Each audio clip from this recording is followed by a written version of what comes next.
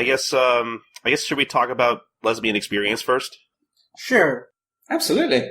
My Lesbian Experience with Loneliness is a true story. It says right there on the cover, in brackets, by Nakata Kabi, who originally published this on Pixiv as a webcomic, and it got super popular, and eventually, it got collected and released in print, and now, Seven Seas has licensed it and released it over here.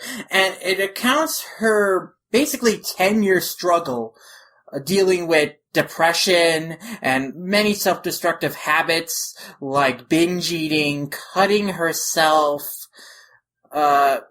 just social alienation, and then of course dealing with her, coming to terms with her own sexuality and like kind of taking a hard look at herself and like what she really wants, as a person. And like, man, this story really hit close to home for me. I don't know about you guys, but man, it was hard to read because as I was going through this, I was like, oh my god, I've thought this, I've done stuff like this, and it's not even that distant for me when I was like thinking like this, and I still like think like how Kabi does about like herself and like about trying to please her parents instead of like focusing on herself and like not really being certain about what she wanted out of life. And it's like, oh man, it really, this is a true story, and it feels, and obviously it feels real because it was real. This is what like a real person went through, and man, the way Kabi tells it is just so beautiful, so direct. She's just so direct and honest about everything, and is willing to talk about things that, I rarely see talk about, especially like in manga, and even in autobiographical manga. Like her own Freudian psychoanalysis of her Oedipal complex was like, wow, she's really become self-aware about like how her sexuality has been shaped. And that's really interesting, just all the different, like, ways she, comes to, like, think about her sexuality and, like, what's formed, like, her ideas of sex, and why she why she used to shun sex for so long, and, like, how every part of her depression really fed into each other, and to, like, create this vicious cycle of, like, self-hatred, and, losing, like, kind of a self-identity, and then, like, how she needs to get out of that, and how she did by, like, really stop thinking about, like, what other people want, stop thinking about, like, trying to please her family, and, like, do what other people, like, expect her to do, or at least what she they expect her to do, really, because that's not actually what they want, but, she needs to start pursuing what she wanted, and so she does, and through like her pursuing her passion for manga, that starts putting her on a healthier path, and then she finally, gets the courage to have a sexual experience with a lesbian escort, and it's this hilariously awkward and kind of disappointing thing, but like afterwards she's able to reflect on it and reflect on, okay, so, that's why some things went wrong, but like, I did. I'm finally on the side of the people who know. And then it all comes to like the ending where she's like, she reflects on how everyone is looking for this sweet nectar in this life, this like, this intangible thing that will give them like personal happiness, will make them feel full of happiness. And then the form it takes changes from person to person. And like what gave her happiness in high school, she can't really, take that anymore. But like she's found like a new nectar to give her happiness through her passion with manga, through like talking with fans and interacting online. And then, she's, maybe not, like rebuilt like a thriving social life, but she doesn't feel alone anymore. So it's just, a really inspiring story that like, man, it really hits close to home. If you've ever been like depressed and you have like all these like symptoms of, depression that take various forms. And it's like, man, I've just been praising the hell out of this for like 5 minutes. I want to hear what you guys think because, man, I got a lot out of this book, I'm just waiting for you to stop for breath, to be honest. that was a big old heaping of praise and exploration there. Like that was passionate, Sid. That was full of life. Yeah. I actually really want to talk to like a healthy quantity of my lady-loving female friends, because the part that really sticks with me at the series of Psych that makes me curious is the stuff about how a lot of her realization about her attraction to women came from experiences with her mother. And I'm like, that seems odd. Like, I get the psychological stuff behind it, it's kind of Oedip or whatever, but that strikes me as a very unique experience to them more than something I've ever heard anywhere else. Yeah, I kind of thought the same thing. I mean, at the basic concept of, like, you know, people maybe are looking for someone who's like a parent to them that they can also have sex with. I think that is a mentality a lot of people might have. I definitely have heard it before. So Me too, the way yeah. that Kabi explains it, like, yeah, I totally understood where she's coming from with that, and like that felt believable to me.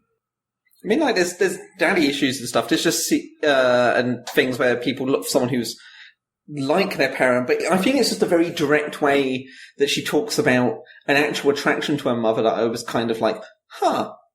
But I mean, that weirdly is the closest thing to a negative point I have to say about this, because I mean, you really kind of hit the nail on the head about what this does so well, with how relatable and candidly the author talks about depression.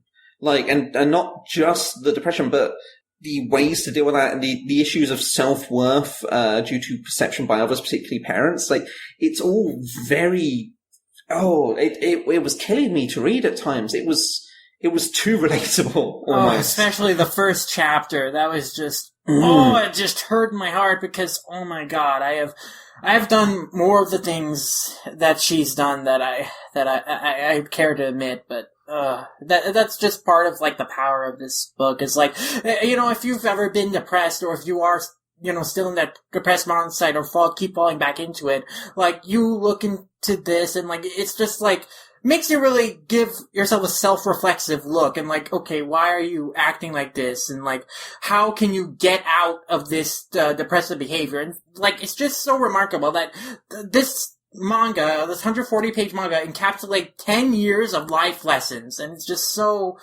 valuable to, like, just get this, like, record of experiences, and like this like, account of, like, how this person, like, escaped depression. And like, I don't even know if she's, like, completely escaped depression. She might still fall back into it sometimes, but like, you never really escape it. Yeah, but it's just this like, now she's just so much more self-aware about, like, why she acts the way she does when she's depressed, and like that, you know, will reflect back on the reader, I feel. Like, if you read this, you might start to recognize aspects about yourself, aspects about your depression that you never really were able to contextualize, or, like, you know, take a hard look at.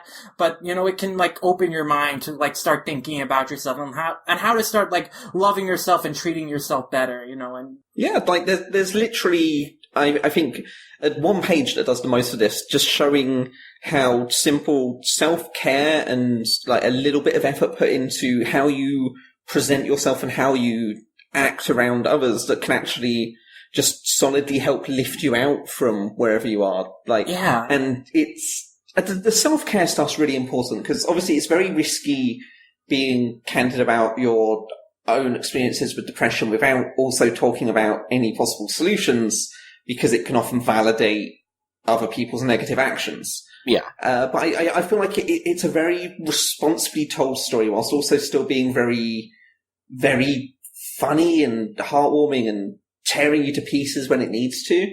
Like, it's an excellently done sort of autobiocomic, really. Yeah, her candid honesty is just, you know, so endearing, because she's not afraid to, you know, admit things that, like, other people might shy away from, like that, you know, Oedipal complex she had with her mother. It's like, you know, there's just a lot of, and she just is really great at, like, communicating through very simple drawings, just such powerful emotions. Like, I think to that moment where the panel like that shows her after like she's experienced her first kiss, and like throughout the comic, she draws herself in this very super deformed style, and in that one panel after the kiss, like she draws her face with like a more realistic proportion, and it's like that just one simple image just communicates so much about like the transcendence of that moment to her than like words could ever describe. So she is, this art style may be simple, but it has just so much nuance to it, and she's just incredibly skilled. And well, it's the sort of art style that is it's simple but not basic. It's clear that she actually is good at art, but it's a stylistic choice for a web manga. Exactly. I think one of my favorite like little things about her illustrations, I really like the portions of the comic where I forget exactly what she talks about, but she talked like, I kind of like how she represents like this kind of lackadaisical like sense of days that she goes through by like, I like how she represents that by just having like all these like little balls fall out of her head and stuff. I really thought some of that was really interesting. Yeah, she has some great visual metaphors in here as well. This is really powerful stuff, and I think this is an important book to read for, anyone who has depression, to understand themselves better, for people who maybe have never experienced depression, to understand the mind of depressed people better. And I think this is definitely like a great book to read, in terms of like opening your mind about like exploring your sexuality, because like she might be a lesbian, but like the stuff she's talking about is like broadly relatable to like, anyone. It's universal. Like when she was talking about like, not wanting to be defined as just a woman, but it's not like she wanted to be a man either. She, just didn't want to be like pigeonholed as like one sexual identity. Like that's how I feel about myself. Like I've always felt that. And there's so many things like that in this book that like, you might not be might be a lesbian, might be attracted to women, but like the ideas behind like her exploring her sexuality and the story behind it is just so relatable, and it's just really, really moving and eye-opening in a way if you like just don't know where to begin with that. I like how it's not necessarily a book about being a lesbian. Like it deals with that stuff, and it gives a good amount of time to the realization, the process, what this means for her. But it isn't just about that. There's a real bad trap a lot of LGBT books fall into, where they will always be books that are essentially about a character's sexuality, which isn't bad. But I feel like there aren't enough books where that's just an aspect of anyone who doesn't fit the straight cis model. So, like, that was kind of great to see, especially for a book that, like, the key plot point it revolves around is, like, a visit to a lesbian escort service. Like, that says a lot for how well told this story is. Yeah. It's, like, very broadly relatable. I feel like a lot of people can read this and, like, they can see some aspect of themselves in Kabi, or at least some aspect of someone they know in Kabi. And it's just a very, like, moving story, and I mean, I got a lot of, again, maybe it hits really close to home, so, of course. I feel like I'm in that category of people where I don't relate to all of her problems, but I feel like there were definitely some aspects of her life that I sort of related to as well. So something I tweeted about too was near the end, where after she spends time with her escort, something that not to get too personal, but like something I really wish, something I wish that I had learned myself was the one panel that I think that really struck me the most personally was I'm just going to read it word for word here, where she says, "I thought sex was something anyone could do as long as you had a working crotch. But that isn't how it works. Sex is communication." Yeah. Yes, that I think if there's any one like thing to quote from that as the possibly the best line, that is it. Yeah, this is something I wish I had. In my fear experiences personally, I really wish I had I wish I understood that. I wish younger Colton of a couple years ago understood this. This book makes a great case of why we need to have like more open discussions about sex in like our culture. I mean, this is Japanese culture, but like even in our culture, especially, we shy away from sex. We shun it as like this thing to be ashamed of, and this is like something we need to start. It's like her story and like her misconceptions about sex and like how that kind of hurt her first time. Like it makes a good case about like that we need to like start speaking more directly about what it really means to have sex, what a sexual experience like really entails, and like that it's really an emotional thing, and that it's something that it requires like two people to really understand each other, to really do well, and like to like get a great experience out of it. You need to be able to understand what each of you wants from that experience, like how. Because she she mentions a statistic or like a line that like when a lot of teenage girls get confusion when they have their first sexual experiences because they don't really want to have sex. They just like want to be cuddled or like, to hold hands or just even have a warm meal with the person they like.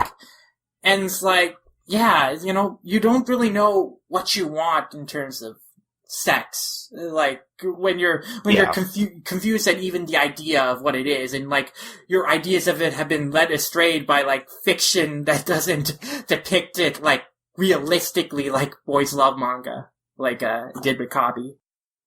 This almost feels like an extension of the sort of stuff that was happening a few years ago because of 50 Shades of Grey, where a negative portrayal of a very particular sort of sex, being BDSM, was at such a cultural forefront that people were learning the wrong lessons about sexual communication. Yeah.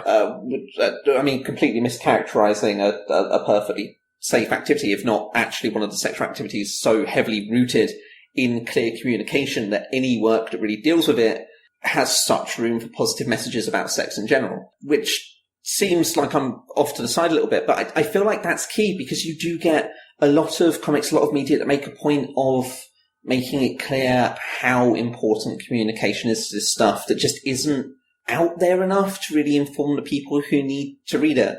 Like, if in a better world, I would be able to do something like, say, go down to a bookstore and find best-selling comic Nana and Kaoru and just go and say, hey guys, you should read this. It teaches very positive lessons about sexual communication. They'd be like, great, and people would learn. But sadly, the comics market isn't super great at that.